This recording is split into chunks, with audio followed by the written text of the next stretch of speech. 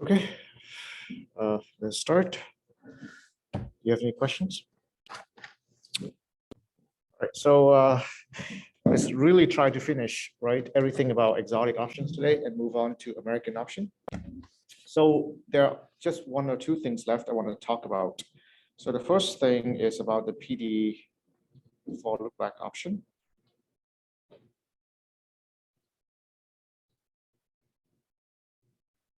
So lookback options basically, has a payoff that depends on the max on the whole,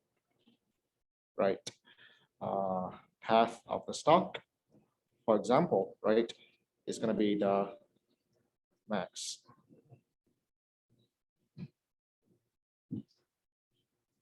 Let's say this, or other possibilities. So now,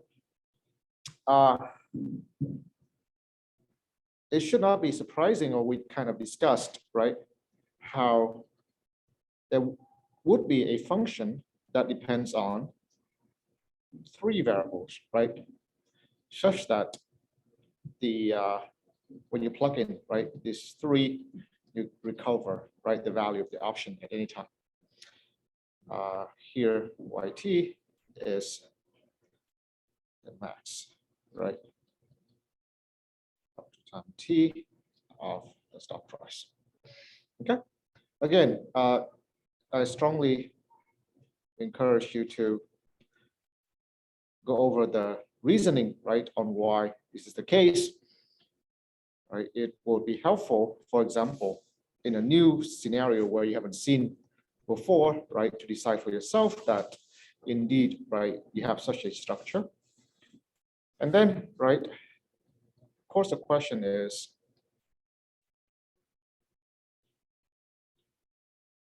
what's the equation, that this function would satisfy? And of course, we rely on the martingale principle that,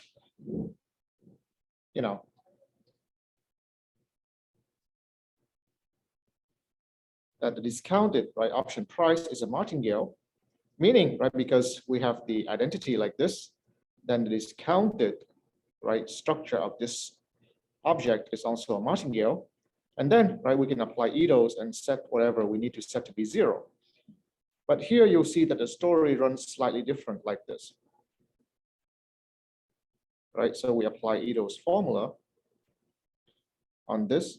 And actually here is similar to the Asian option in the sense that now it's a function of three variables, T, X, and Y.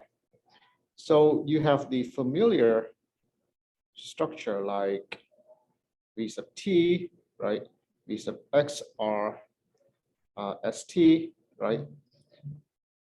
V sub XX, sigma square, ST square, and then minus RV.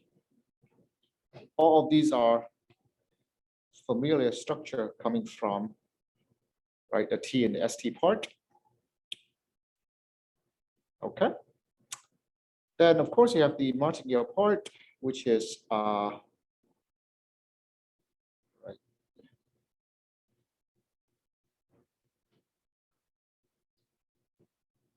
this is the martingale part.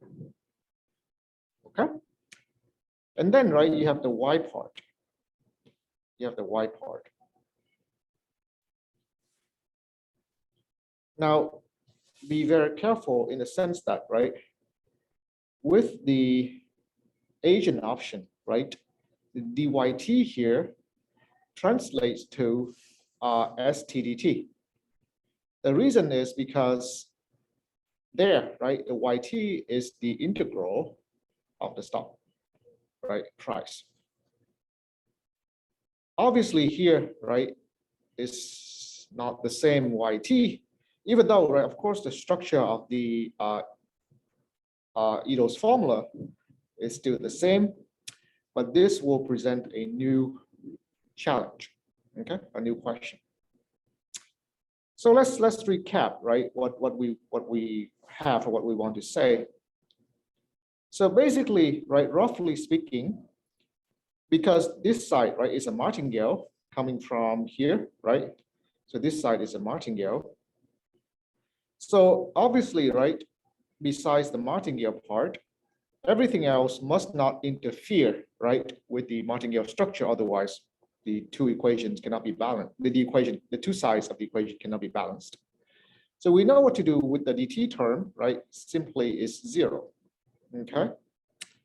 And then again, right, with the Asian option, we simply tuck this guy inside this part and have a neat, right, PD out of that. Here though, right, again, this is this. So we need to ask, what is this guy? All right. How does it play a role, right, in the martingale structure? So that, right, we would know what kind of condition we need to set on, right, this part. In particular, right, in this part right here, in the v sub y, okay? And so, right, to help you recall, right, basically, again, d of something, right, is a small change, right?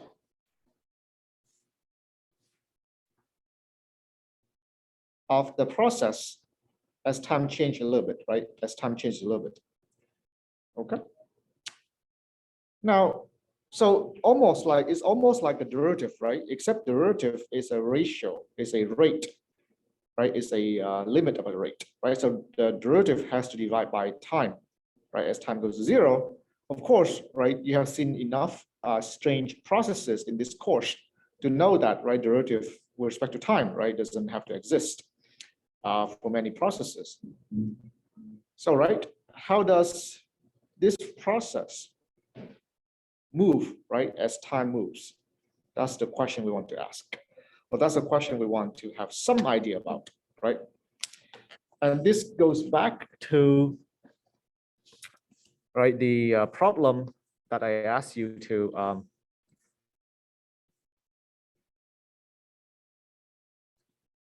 plot like a long time ago, right? The Brownian motion and its running max. So, right, pardon me, but I think this is red, right? The red curve here, right, is the YT, yes, and the blue is the W, right? So what do you see, right? So what are we after? We're after describing, right, the change of the running max, right, of YT, dyt, right? We want to capture how it moves. All right, so keep this picture in mind. Now, first of all, I want to dispel one thing right away, which a lot of you wrote. You wrote that, more than one of you wrote that the running max, right, the YT is a step function. Now, by a step function, right, what you mean is like something like this, right, and then something like this, right? So I can see why you wrote that it's a step function. On the other hand, though, right, by step function, you mean things jump, right? I do not know any other step function that does not jump. In other words, you're implying that the running max is a discontinuous function, right? Where it jumps is discontinuous. Now that's where you need to pause a little bit and think.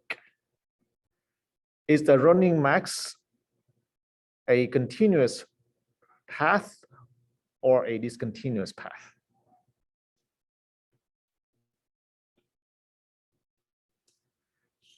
So this is where you, right, I mean, need to pour in a little bit of real analysis.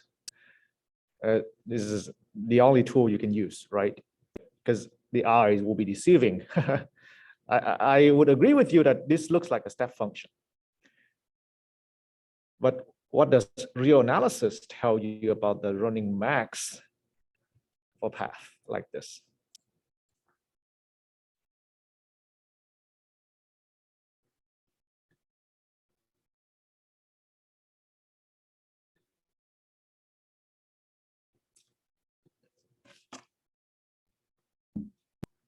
Okay, so let us try to reason out.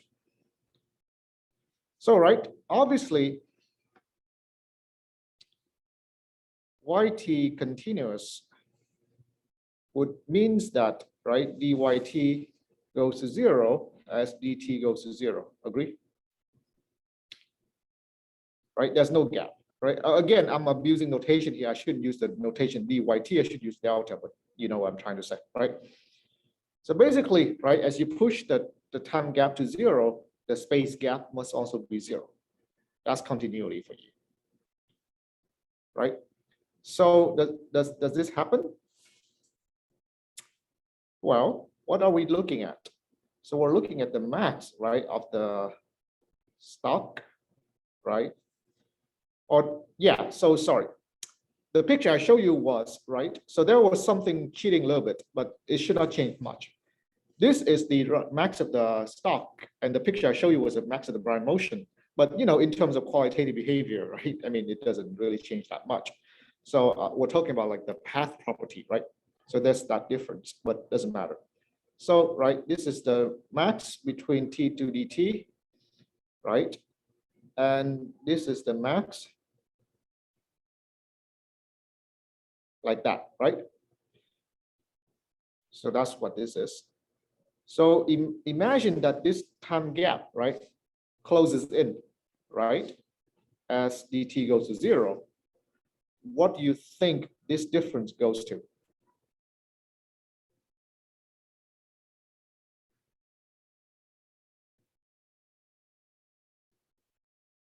This difference must go to 0 because why? S itself is continuous. All right. Basically, right, because what does continuity mean? Continuity means that, right, in a small time interval, you cannot jump. Your change must be, you know, continuously dropped. Therefore, right, when you close the gap between the time, the max also cannot do anything spectacular. The max cannot jump. Does that make sense? Right? If you close the gap, right, the max will be closer and closer. So there's not much to be done here. So the change must be very small. Okay. So that's to say that the running max, right, is continuous. All right. So the gap that you saw is an illusion. All right, is an illusion. Whoops. But again, right, it's an illusion that's caused by what? By when we plot this, right, we're essentially plotting a bunch of discrete points, right? So of course, and this is a very complicated object. Remember, I said, right, this is this is nowhere differentiable, but obviously when you plot it, right, it will be differentiable, right, in between where you connect the dots, right? So anyway, right, so that's where analysis comes in. Fine, right, but I just want to correct that notion. So it's a continuous path. Well, what else? What do we see about this path? We see that, right, most of the time it is horizontal, right? And this is where you kind of get that step function idea from, right? But again, right, the way to say it is not that it's a step function, but it's most of the time it's horizontal. Okay. Now we want to be more precise, right? When is it's a horizontal? When does the running max not increase? Where does the running max not increase? And conversely, right, where does it increase?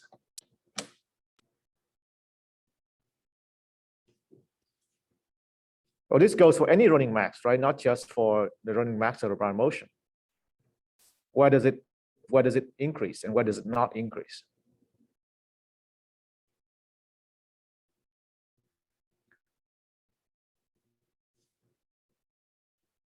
Well, clearly, right, it does not increase when the path itself is below it. Because there it already attained the max, so the max cannot get any further, right? It will stay horizontal as long as the path is below it. And where can it have a hope to increase? It can increase only when the path starts touching it. Yes, that's where you have a chance to increase the max. All right.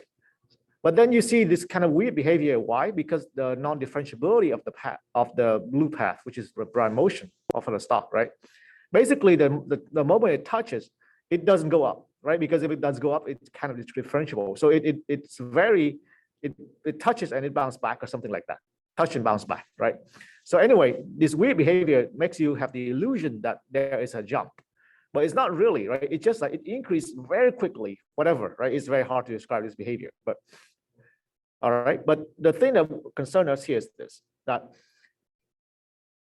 and this is true for any running max, right, of any path, that is going to be horizontal as long as the path, the true path, right, is below it.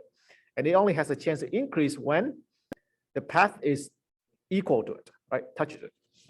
That's the two important observations here.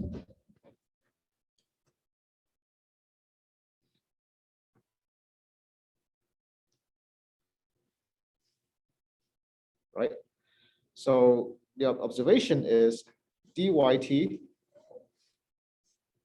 is equal to 0 where yt is bigger than st. Yes. And dyt is positive, or potentially, right? It could be 0 actually there, but probably positive where yt equals to st. Okay. And actually, the word potentially here is misleading. It probably needs to be positive, because otherwise it will not pick up anywhere, you know. But it's a very weird path, so I'll just put potentially here. But it would be positive, right? Because otherwise the path will never pick up. All right. So where does that leave us, right, in terms of the PD analysis? So remember, right, that the big idea is we have two martingale comparison, right, on the two sides of the equation.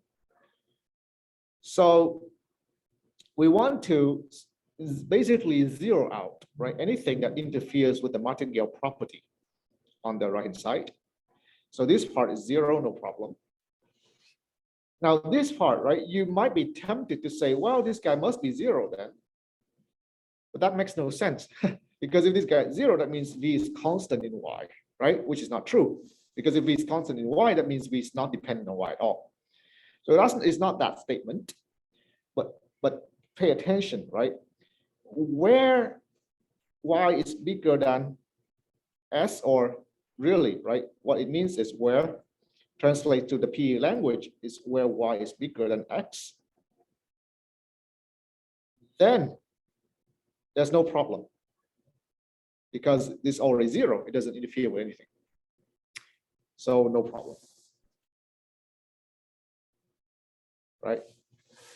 I mean, no problem means that basically you don't need to control this. It can be whatever it is. This is the PD.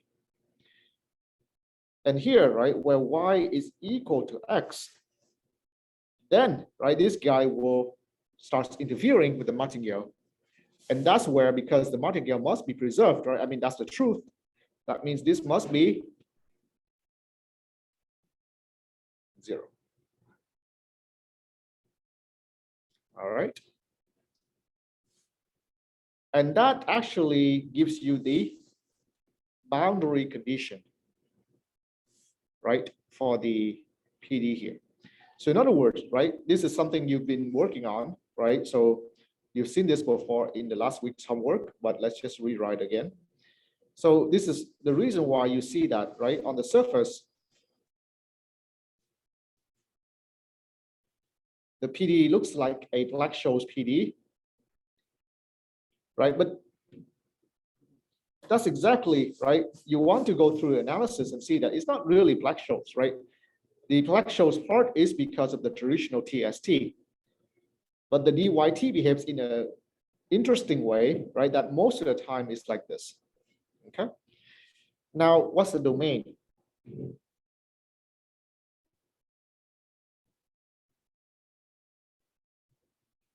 The domain is, right, T is between 0 and capital T, right?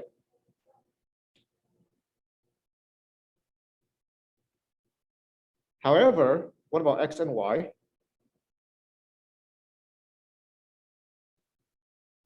X must be non-negative, but X must be also less than or equal to Y. Right? So again, domain for PD is super important, right? Notice this is not the same domain as the Asian option. The Asian option has no restriction on Y. All right. What about boundary conditions?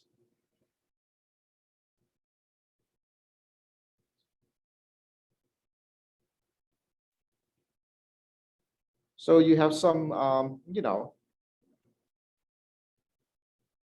usual, right, terminal condition. That's whatever it is.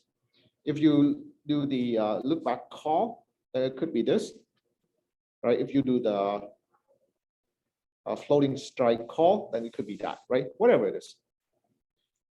So this is easy, right? This is easy by the option description.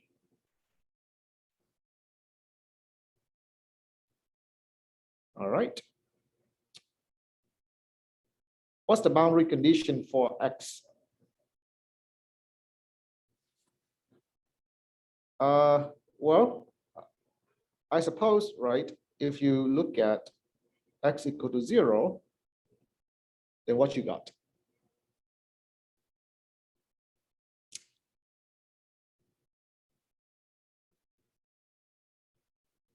So a similar analysis with the Asian option, right, obtains, meaning what?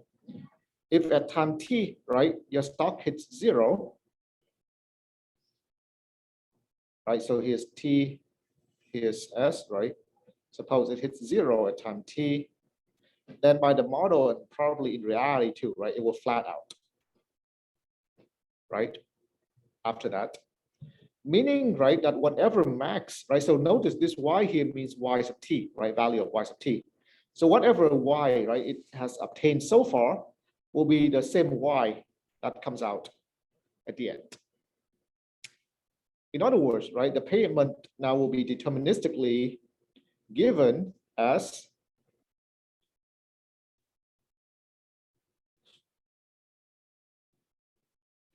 just discounted back, right, to that moment of whatever that is. Does that make sense? Right, so the analysis for X equal to 0 is very easy, right?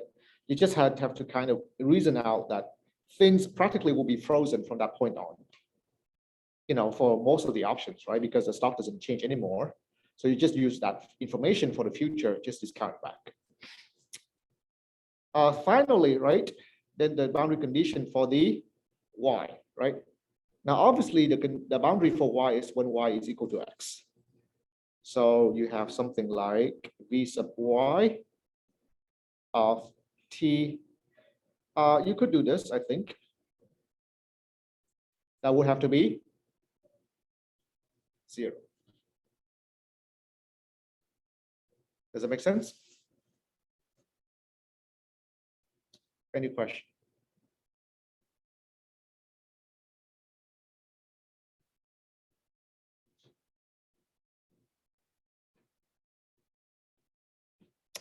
All right. So now, right, some final words on these things. The final words is that, right, we have gone through, right, some, I would have to say, right, some rather intricate analysis, right, for analytical solution, for PDE, right, that kind of thing, for exotic options. Does this exhaust all possibilities that you will see out there? Absolutely not, right? Why? Because for one thing, the model we analyze on is a Black-Scholes model, which again, right, I would like to hold that, despite you guys finding out, right, that most people don't quite use Black-Scholes, that is still one of the most popular and basic models out there. So that seems fine. But of course, right, if people switch model, then some of the analysis here, right, does not hold. So that's one thing, right? Another is that exotic option, right, by definition, is just some option that's path dependent. How it depends on the path, right, is just probably up to the imagination. Now, obviously, right, the way the market is right now, I guess people won't really invest more exotic options. I don't know, but there's a Bermudan, right, option, which is like a discrete path dependent options that we didn't talk about. Anyway, right, so that's the Bermudan option, for example, and there could be some other way, right, for the dependence on the path to show up. What does that mean? What that means is, right, even though, of course, a lot of things we show you here, I hope is valuable, it's the skill, all right, and it's the thinking process that hopefully will be the most valuable thing you can take out of this, right? So that's why, right, I keep trying to test you guys on something you haven't seen before, right, in the lecture. Why? Because if you cannot think your way out of a new situation, right, you probably have no hope to work, right, on the street, because you will not see, right, whatever you've seen in course, in the class, right, in real life. You will see something similar, but there will be some twist, right? And how you think your way out of that twist will define, right, whether you are a desirable, right, employee or you're not. Okay, so please don't take any of these as the final word, right, on exotic options. Try to appreciate and understand the reasoning process behind all these. All right, and again, I will be the first to admit they are very, very complex, but right, I hope I point you to some of the clues, right, that will help point your way.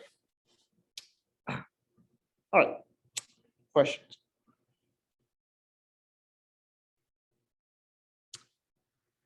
Okay, so we're done with exotic options now.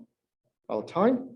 Let's move on to the last exciting type of option, American options. All right. And well, it doesn't need any advertisement, right? But maybe something that we want to say. Probably the most popular. I will put a question mark here, but I think so, right? Why? Because, right, the one that we got quoted, right, the quoted price on Yahoo Finance and that kind of thing, right, are American price, right? The other ones, like we've been talking so far, right, are OTC, right? Meaning that someone really has to calculate it. It's not really actively traded, right? So when you see some option, right, quoted in Bloomberg Station, Yahoo Finance, whatever, chances are they're American options, right? Okay, now obviously, right, we need to. So by the way, I hope that I'm jumping the gun here, right? But I hope that most of you have heard of the American options, right? So what is it? So basically, right, the structure is similar to European, right? Meaning that you have a expiration time, right? A payoff function. So we just want to make it a little bit more general like this. But most of the time, right, it's call put that we're interested in. But this is to tell you that you could have some other things. For example, one of my favorite question to ask is, we discuss a bunch of this, and then can you argue about an American forward contract, right? How does that look like, for example, right? That would be interesting, right? Because so basically, the American payoff, the American forward contract, right, would go with this payoff structure, right? So the point is, there's an argument about the American structure, but the payoff function can be anything. And right, so first of all, these are just European feature, right?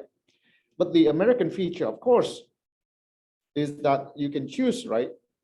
Holder can choose anytime, right? On, let's just say T to T. Why do I say little t like this?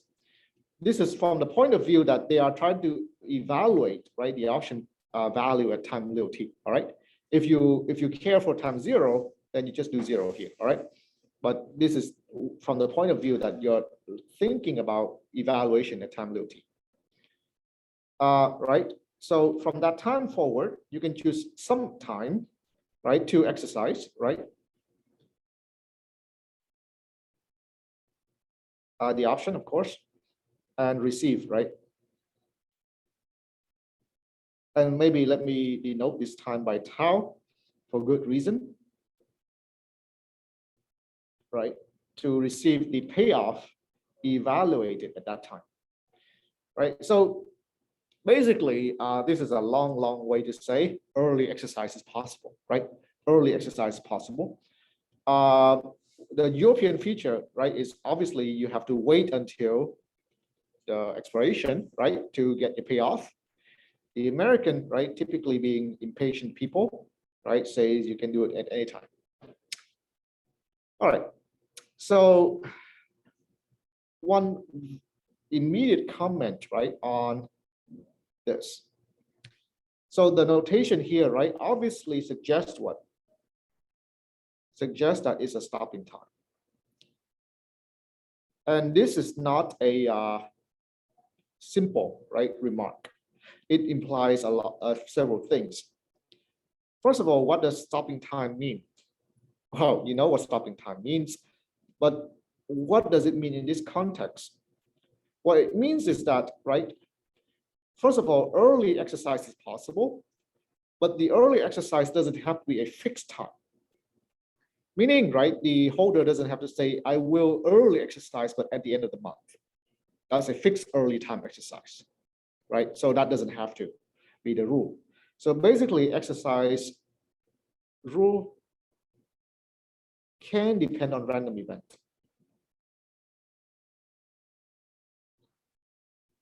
Does that make sense? For example, right, the option holder says, I will exercise by the first rain from today, right? Who knows when the first rain coming from the first, but they can, right?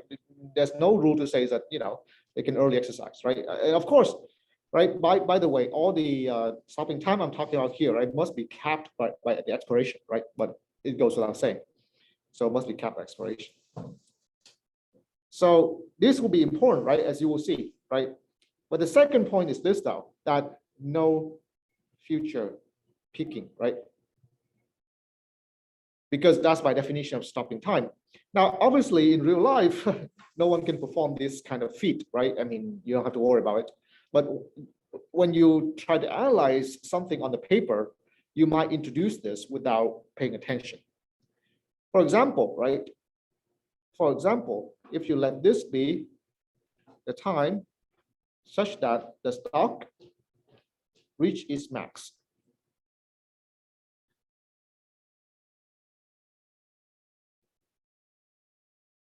All right. Does that make sense?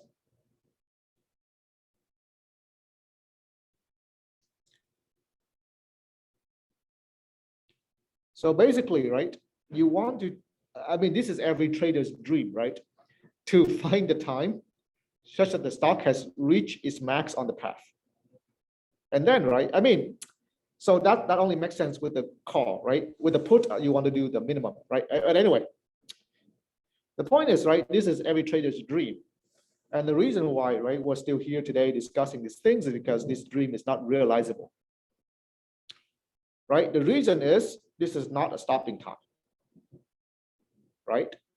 Because by the time that the stock reaches some moment, right, you never know if that's the max or not, even if it goes below, right? Because theoretically, it can even go higher before it reach the end time, right? So you will never know something has reached its max until you have reached the entire life of the path. Okay, so it's easy to introduce something like this into the theoretical consideration, or right, it's easy to maybe even dream of this in real life. But by saying, right, that the holder can only choose a stopping time, we effectively rule out anything like this. It's not possible. Okay. Any questions so far?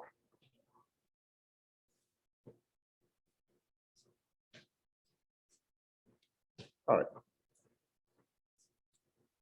So we could right away write down the mathematical formulation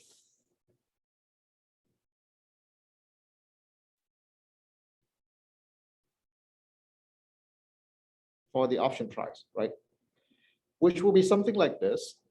VT will be soup, all right? We'll talk about this very soon. Over all tau from T to big T of e to the minus R tau phi of S tau. Condition on FT, expectation, and the risk neutral.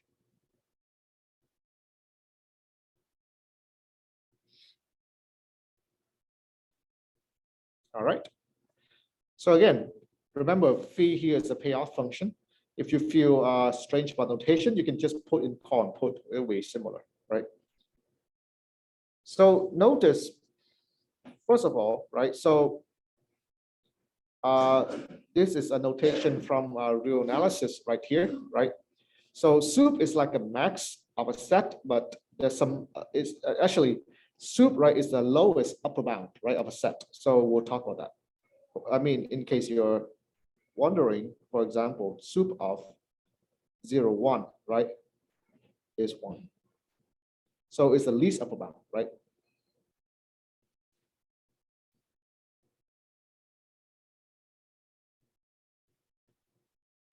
Now, so several things we need to say here, right, including this soup. So first of all, this is just good old conditional expectation, right? Pricing formula that you have seen, in pricing before, right? If only this is big T, then, that's going to be the European, right? Pricing. Oh, sorry.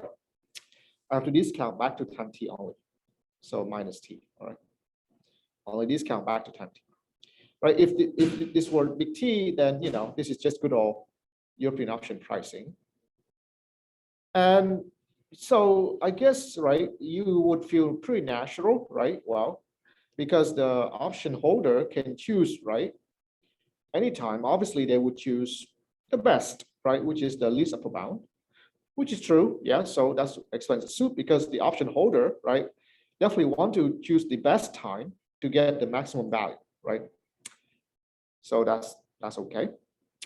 So two things, right? I want to caution you and then about this mathematical notation, and we move on to discuss other things. First, you want to distinguish, which might be very easy to trip up if you're new to this, which is the soup outside the expectation or inside. All right. In other words, I bet that a lot of students, even including myself, when I first see this, might write this without paying attention.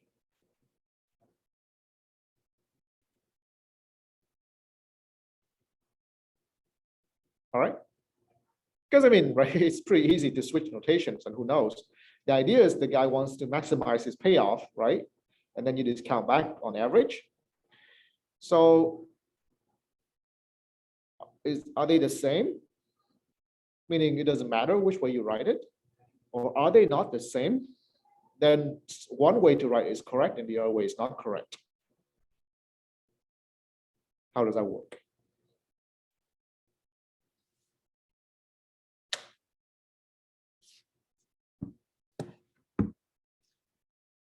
How does that work?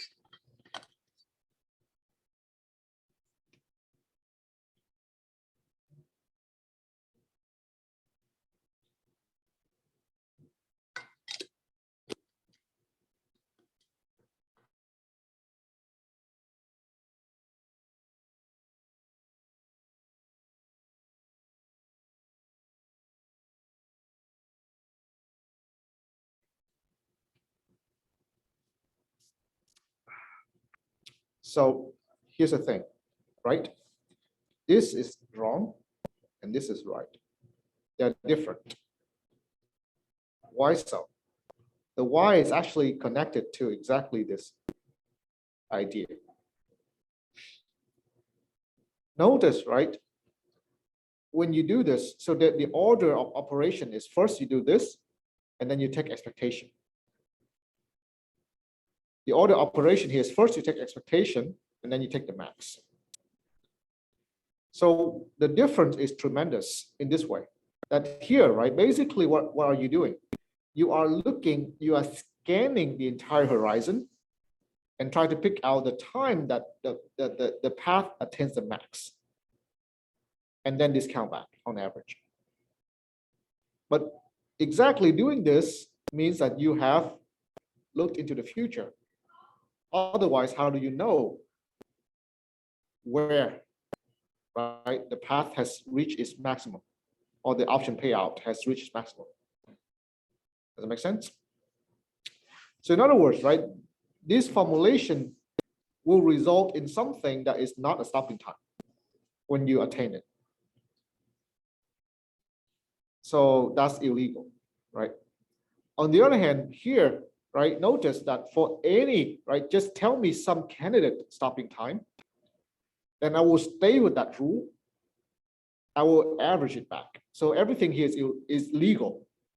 And then I will compare among those rules to see which one is the best on average right now. So everything here is legal, no future peaking. All right. So it's important that way. That even though, right, like I said, it looks like a simple exchange of symbols, they mean completely different things. All right. And this is just illegal, mathematically or commonsensically. The second is, any questions so far?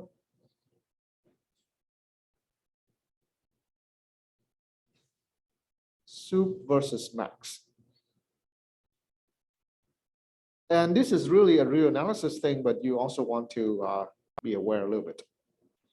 Soup and max are, before you take real analysis, the same, and after you take real analysis, different but confusing.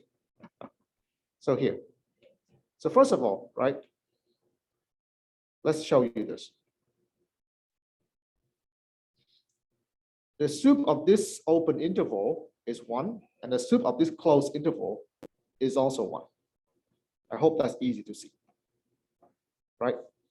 Because both of the set has the least upper bound being 1. However, there's a crucial difference between these two scenarios. The crucial difference is one is not inside the open interval, but one is inside the closed interval. And the real analysis people, right, to distinguish these two scenarios, that's actually one reason why the soup notation is invented, to describe a max scenario where the maximum may not be as a member of the set. Or in other words, right, the max of this open interval is what? Does not exist. Because for this open interval, you can push and push and push. You will never reach any maximum. But the max of this closed interval is 1. You understand? So therefore, right, I mean, if you find this a little bit hard to digest, just take the statement that there is no smallest positive number. I hope, right? This might be a little bit weird for someone who doesn't think about it carefully, right? You might think 0, but 0 is not a real, it's a positive number, right? And why is that true? Because any positive real number you can divide by 2 and get to a smaller number. And this is exactly, right, this the statement that the minimum of the real positive real number does not exist, but the infimum is 0, right? Anyway, point being though, right, is when you write down the max, you kind of imply that it's attainable. Meaning that you imply that well, somehow that there is a stopping time here that will attain this maximum. So when you do that, you are saying more. When you write soup, you just say that the value here would be basically, right, some kind of maximization process, but you don't know if there is some member here that will attain that max. So you're less committed to the formulation, right? Even though the soup sounds like a more fancy way to write things, it's a less committed way to formulate something, because you don't claim whether there is a member here that will attain the max or not. All right. So max is attainable in a set, and soup doesn't require that. It turns out that this actually is a max, meaning that there is a rule that will attain this grandeur optimization. But try to convince yourself that that's really a deep statement. Why in the world, right? When you try to find all the best stopping rule, that it can be attained by one of the members, right? That's deep. Okay, so it's really it turns out to be max. I just want to say that right off the bat, one don't want to write this because it's unclear whether that's true or not. Okay? So it turns out, right? It's really max.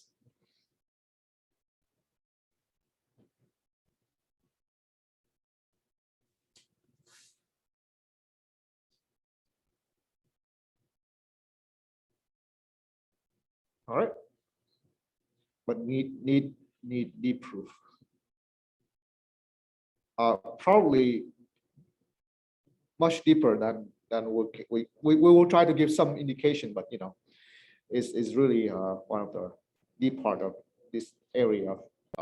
This is, by the way, this area is called optimal stopping. All right, optimal stopping, and it has many applications in many areas. Basically, you know, this doesn't have to be in finance only. In real life, when, you know, basically, for example, say you want to buy a car, right? Or you want to buy a house. You have to pick a time, right? Especially right now, when the price is so high to buy it. But when you buy, right?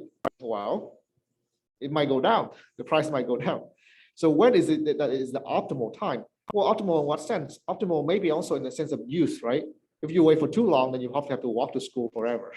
That's not enjoyable either, right? So there's an optimal time that's not too long, not too short, where you have to commit to buy a car or buy a house, whatever, right? So that kind of question, or maybe there's no optimal time. The best way to do it is just to walk to school. So who knows? But this kind of question, right, is a very general area of study, right? Not just being the American option, all right? That's all I'm trying to say. So the deep proof part here is part of this big branch of analysis, optimization. The third thing is actually less mundane or less complicated. Notice right here, first of all, stopping time, right, is not very general, meaning you cannot just pick any good old time and call it stopping time. On the other hand, deterministic time is definitely stopping time. In other words, right, stopping at April 15th is a stopping time, all right? Because, right, there's no picking the future. In other words, when we write this, right, deterministic time is part of the set. In other words, you are allowed to pick a time like a little t or a time like big T, right? So in this set, tau equals to t and tau equals to big T are two possible choices, right? Which result in two, again, obvious conclusion, but still worth mentioning. When you pick tau equals to little t, right, then basically this is 1, this is known, right? And because this is the max or this is the soup, basically you know that the value of the option must be no less than the immediate exercise value. I mean, wow, right? This is a truism because you always have the option to do so. But anyway, right? The other one is that when you pick big T, right, then this becomes the European option value. So the American option will always be no less than its European cousin. All right. Now, again, I was arguing it out of mathematical formulation, but try to argue it in English, right? Financially, also very easy, right? Like I said, right, arguing things out in English might be more favorable, right, to interview questions because, but these are too simple that I think, right, I'll leave it to you, right, to try to interpret that. I'll try to explain that in English. Any questions so far? Okay. So now, right, is the time to hold in on this, right? So this is, right, one of the main feature of American option that is no less than its European cousin, right? But then, right, the number one important fact that everyone must know when they study American option is for American call, the value actually are equal. All right. This implies many things. First of all, it implies that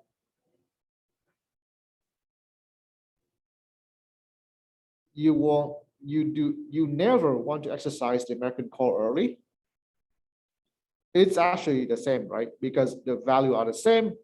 That only means that you can only exercise time big T, right? So you never really want to exercise early for American call. Anything else? Another, of course, is that then the pricing of American call, if you employ Black-Scholes model, is just Black-Scholes formula. And this is why, right, we've been looking up, right, the price of the call option for implied volatility and all those kind of good stuff from Yahoo Finance without committing any error because of this statement. Now, just like any statements, right, it is not quite universally true. It requires some conditions for it to hold. Not too strange, but, right, worth paying attention. It requires, and you will see, the interest rate to be positive. Again, right, probably always holds, but, right, there are weird scenarios where interest rate is 0 or even negative, right? So just worth mentioning. The second one is a little bit more serious, maybe, that ST does not pay dividend. So again, right, maybe doesn't matter in theory because we don't look at dividend paying stock in our model, but in real life, right, some stocks pay dividend. So for those stocks, right, their value will not be the same, which might affect the way you calculate, right, implied volatility and all those good stuff, right, even Black-Scholes PD, right? All right. So that said, right, maybe let us also write the other one, right? For the put counterpart is different. All right. Now here you might want to ask why. Of course, why everywhere, right? But we'll look. And so, all right, any questions so far?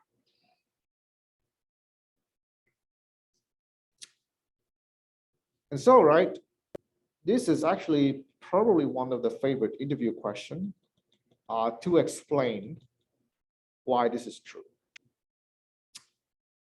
And I find this fascinating because this, at first glance, right, seems like a deep fact, right? Because you see, the mathematical formulation for a American option is not easy. And basically, you're claiming that when you have American call, meaning S tau minus K plus, then somehow, right, this should disappear and you just put big T here. So there is, in fact, a mathematical explanation of this, but it's not worth going that route. And also, no one will listen to that on a phone call. what else do I want to say here? Yeah, all right. Also, maybe, right, saying this will not earn you any point because that's begging the question, right? I mean, because of this, that is true. You do not want to answer on the phone is because the optimal exercise time is as expiration. Or then the follow-up question is why, right? There's no reason why that is true. So, right, this is, like I said, a very fascinating question to answer in the simplest way possible. And here's the reason, right? By the way, does anyone know the reason for this?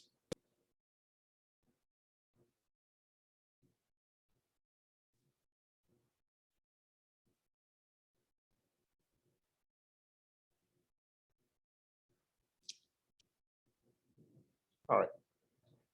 It actually leveraged this relation very cleverly, like this. Actually, it leveraged these two relations very cleverly. So first of all, right, what do we know? We know that the value of American call, right, is no less than the value you've been called, right? This is a universal truth. I mean, you can explain it in 2 seconds, right? Maybe that's the first interview question. Who knows? You also know that the value of American call at any time is no less than its exercise value, right? Again, you may want to spend 2 seconds explaining this or no need to explain. Now what? The now what is this, right? That again, actually, this is the clue to give the answer. In other words, right, it actually goes both ways. So if somehow you can argue this out, right, then you can conclude this. Of course, right, not relying on this fact. So how do you argue it out that the optimal exercise time for American call is at the expiration? Well, by leveraging its cousin. By saying that if somehow you could convince the audience that this is true, which is actually a little known fact, right? If somehow you can convince the audience that this is true, then couple with this fact, right? You see that the American call is always higher than its exercise value. So no one in the right mind would exercise early. So this is true and that is true. Does that make sense? So that's the structure of the argument. Now, of course, right? This part needs to be explained, right? Why this is true. But once you could explain that, then that immediately follows that tau equals to t, and we call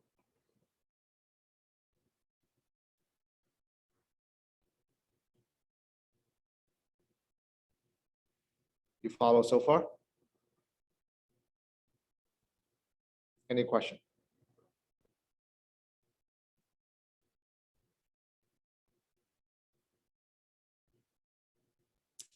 All right. So now why is this true, right? And this is a little known fact, which seems cute enough, right? By the way, don't try to prove this using Black-Scholes formula for 2 reasons. First of all, this observation is model independent. And second, so it doesn't require Black-Scholes, right? And second, even if you quote Black-Scholes, I think you have a hope. Because what does Black-Scholes say? This will be ST ND plus minus KE to minus RT ND minus. I mean, discount, right? Now, ND plus here would make it less than ST, but this is less than K. So how do you show that this is bigger, right? So Black-Scholes formula, even if you could quote it, would not help, okay? So fascinating, right? So why is that true? Anyone has any guess on why this is true?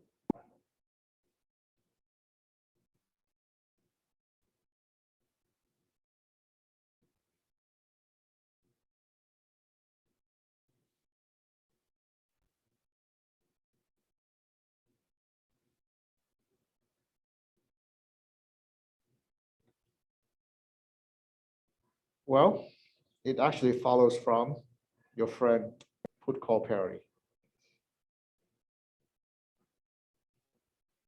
Like this, right? First of all, right, notice that the plus here actually doesn't really matter in this way. That if the plus doesn't hold, meaning, if this is really zero, right? If ST is really less than K in that situation, then this trivially holds, right? Because the call option value is always positive. So if ST is less than K,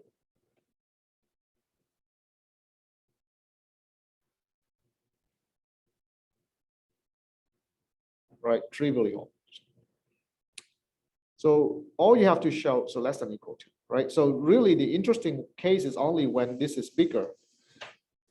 And you are really just have to show that it's bigger in this case. And that's where put call parity enters, because, right, you have that the call is the put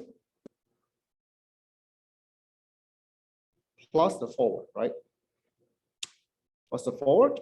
The forward is ST minus K e to the minus RT minus T. Yes?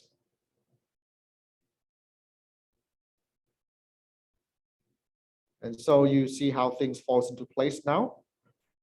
This guy is always non-negative.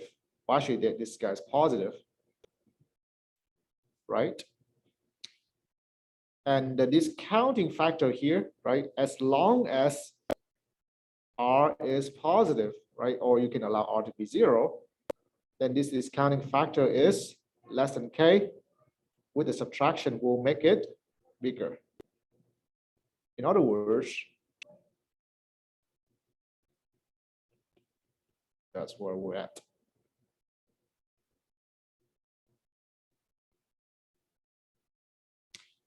So, right, in fact, you can reduce this to non-negative, right? You don't have to have.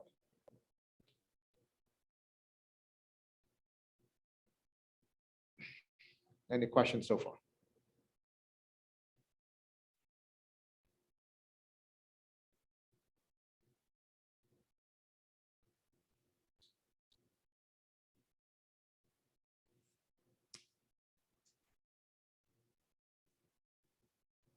All right, so you can basically explain this on a phone interview, right? Using all these things. Notice they are universally true. I mean, conditions. We'll discuss the condition later. And right, they don't require any model. So in fact, right, that's the strength of this. It's very deep, right, in some way. No model requires. This is universally true. So, right, first maybe let us try to see, right, well, this argument seems very exciting, right? It's very easy. So I hope that the attentive student will think, well, this argument should be able to apply to put, right? What's the difference? Or in other words, if you claim this, then somehow we cannot carry this argument out for put option. Why is that so? Right? That's the first question you want to ask. Can the same argument apply to put?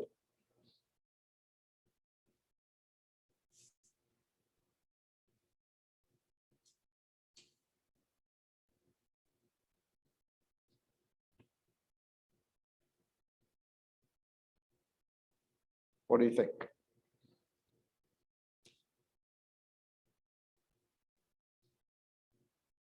Notice, right, the ingredients are the same. This is true, right? American option is always no less than its cousin. And of course, right, the point is whether this holds, right? Well, so what do we do? Well, again, right, we only need to analyze it when ST is less than, sorry, plus, right? We only need to analyze it when ST is less than K, right? So really that we only need to look at whether or not this holds.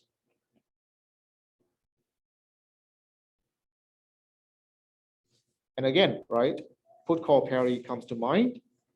So we have to be a little bit careful here, right? Put minus call minus put, right, is forward. So put is call minus forward, right? Okay, so far. So by call here, I mean European, right? Well, which is forward, right? Is ST minus K e to minus RT minus T, right? Which is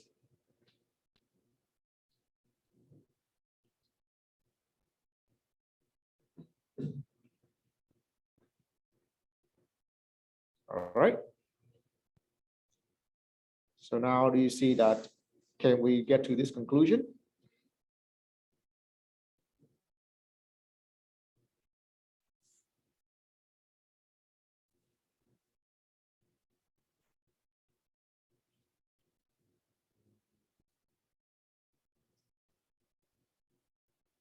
The call part's no problem, right? Because the call value is always positive. The problem is the discounting factor, right? Because this is less than K. So in fact, you see the interest rate, right, working in our favor before does not work in our favor now. So it's unclear how this direction moves. So in fact, right, I mean, like, let me say this, right? Maybe the equality is like this. So there are times when it will be equal. So there are a certain set of values, right, where somehow the combination of these two values will overcome this. And that's when you don't want to exercise. But there's sometimes when the combination is less, that's when you want to exercise, maybe, right? But the conclusion is not possible before, like before, right? Unless you have negative interest rate, then actually, right, is the opposite direction. Okay. So this explains the role of interest rate, right? And looks innocent, but actually plays a big role here in the American option. All right. So let me say this, right? Sometimes it's equal. It depends, but not always. This is always. Now, another little factor, right, that we mentioned, and which unfortunately we don't have time to go to this course in the sense that we don't include dividend in our model. It's just inconvenient. I think Shreve, right, always includes that. So if you want to look at how dividend changes the model, look at Shreve. But can you guess why this part is important? Where does it get used? Where did we use that part in our argument?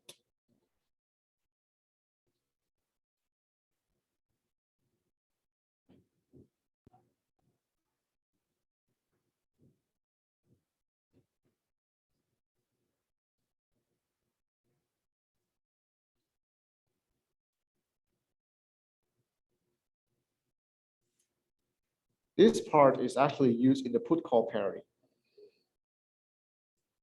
In other words, if the stock price pays dividend, then the put call parity, well, so okay, put call parity still holds. What happens is that the forward contract doesn't have this price anymore. All right, and to show you where you can look up something like this, you could really probably type that into, well, you know, where's the glorious Wikipedia. So let's try that out. Put call parity.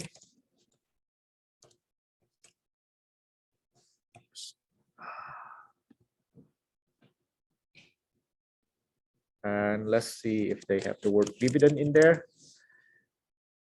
There you go, right here. When you have a dividend, then there's a dividend component in the put call parity, or call minus put is this. So in fact, right, they say the right hand side is the price of the forward contract. So it's not that put call parity does not hold in the abstract sense that call minus put is equal to forward. What changes is that the forward price now is no longer stock minus K discounted, but you have to subtract the dividend payment up to time T. Now, why is this the case? When you read something, right, you should think about it and see that, well, it makes sense very quickly. For example, why does the forward price be like this? Or at least it makes sense when the stock pays dividend. By the way, we know what dividend is, right? What is dividend?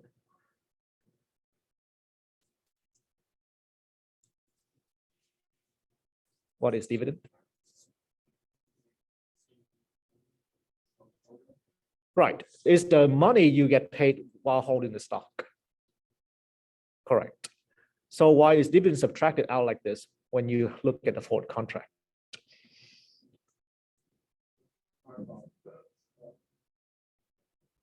Right, because essentially forward contract is to get that share in the future, right? To get that share in the future. So the holder of the forward contract is not really holding the stock right now. Or if you want to think about it, there's some kind of, if you want to hedge a forward contract, there's some short selling of the stock somewhere. Therefore, right, there's a losing dividend part that must be accounted for in the value of the forward contract. Because when you hold a forward contract, you're not really holding the stock. So if the stock actually pays dividend, that must be balanced out of the forward contract value because you're not really actually holding it, right? You're losing it in some way. Does that make sense? Again, right? That's a verbal argument that says that makes sense. Of course, right? One can write down a rigorous argument on paper, balancing the equation, right, of holder and seller, and see that this makes sense. But that's right. But anyway, right, to point out that because there's a subtracting DT like this, right, in our argument for the American option, that argument no longer holds. Okay, right here, right? There's a subtracting DT like this. So therefore, right, we cannot say that's bigger than ST minus K. All right, any question?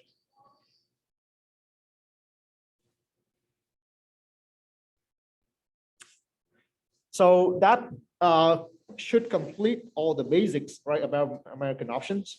Like, these are things that you should know on top of your head about American options. Going forward, right, then we go into the meaty details about, right, what we're looking at, right? We're looking at the analytical formula. Or, like really pricing by expectation, maybe, whatever.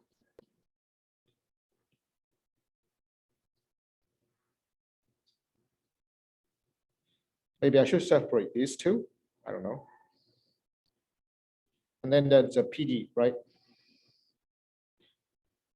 And so basically, actually these are three kind of different questions. Pricing by expectation means, well, what is this guy, right? Can I get a numerical value for it? What can I get a numerical value for this, right, under a model? Analytical formula is, whatever method you use, right? Can you have something like a Black-Scholes formula or, the Lookback option, that kind of thing, right? Or barrier option. The PDE is, can I write down the PD, right, for the value of the option? Whether I can solve it or not is a different question, right? I can use the numerical approach for it. So let's address things one by one.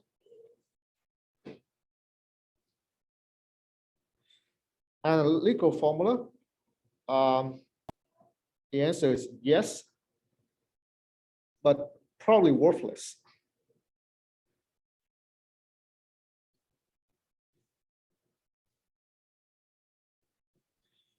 So maybe, right, maybe let me backtrack and say,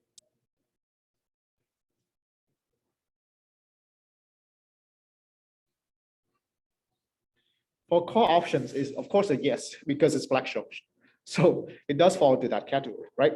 But maybe it's not, not too trivial because you have to know the above fact. So here, right, maybe The only interesting thing is a put. But for put option, so what I'm trying to say here is if you look at some finite horizon, then there's no formula. There's no known formula as far as I know. Oh, sorry, T finite.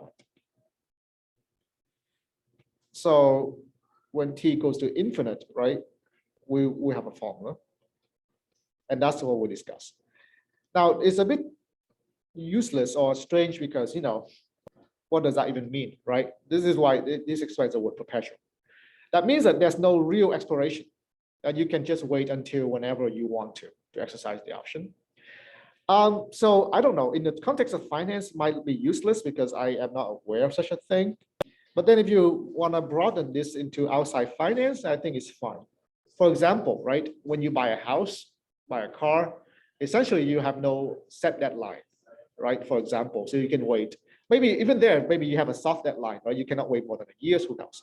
But anyway, there's some value in this. Also, there's a value in the sense that if the option has like, you know, if T equals to 3 years, who knows, right? It could look like infinity. And then of course, mathematically it's very interesting. So there's something like that. Expectation.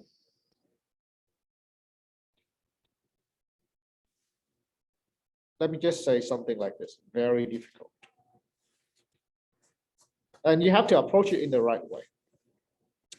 The reason is this, right?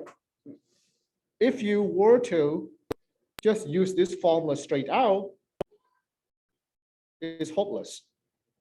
Because how do you even simulate a stopping time? What kind of stopping time will you simulate, right?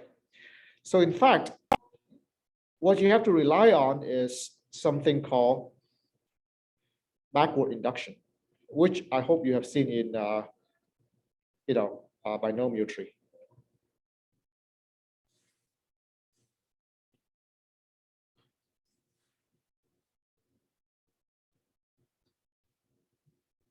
So we'll talk about this, but basically, you know, the idea is you generate a tree, right? And then what you do, you start at the end, right? And you compute the value in the previous node. This is called the continuation value. And then you compare this with the exercise value of that node. And you take the max, right? Because the holder will either exercise if the continuation value is less than the exercise value, but will exercise if the exercise value is better continuation value. So that gives you a layer, right, for the values here. And you go back one more step, repeat, right? And anywhere where you found that, you know, the exercise value is above the condition value, that's where you exercise. Anyway, right? So several things. First of all, notice you need a tree structure to do so. But right, aren't we in the Black-Scholes model? The whole point of this class is a continuous time model, right? So what am I talking about? Well, first of all, that explains why I was saying at some point that binomial model are still used in the industry. Well, for reasons like this. Second of all, right, the binomial tree does approximate the Black-Scholes model when the delta t gets small. So that's another reason. The third reason is there are some more fancy ways to go back on the binomial on the Black-Scholes model. But you think about it, right? The point of the Black-Scholes now is that, right, it's not only discrete in time, but it's not. So here, right, the binomial model is discrete in space. At any time, you only have two scenarios going out. With the Black-Scholes model, even though you discretize time, how many spatial scenarios do you have? Infinitely many. So to take the conditional expectation for the Black-Scholes model, even if you discretize time, is really a very complicated question. And for Black-Scholes discretization, the only known paper is Longstaff and Short. And I think there's no improvement on that. So basically, the idea is you need to take conditional expectation back. And for binomial tree, it's very straightforward. For Black-Scholes, and you know, I am not so sure like there's any value there if you don't think too much, because my no model does approach, right? Black-Scholes model. But anyway, it's very difficult. And then PD, right, we'll talk about later. But anyway, time's up. So we'll continue this on Thursday. All right.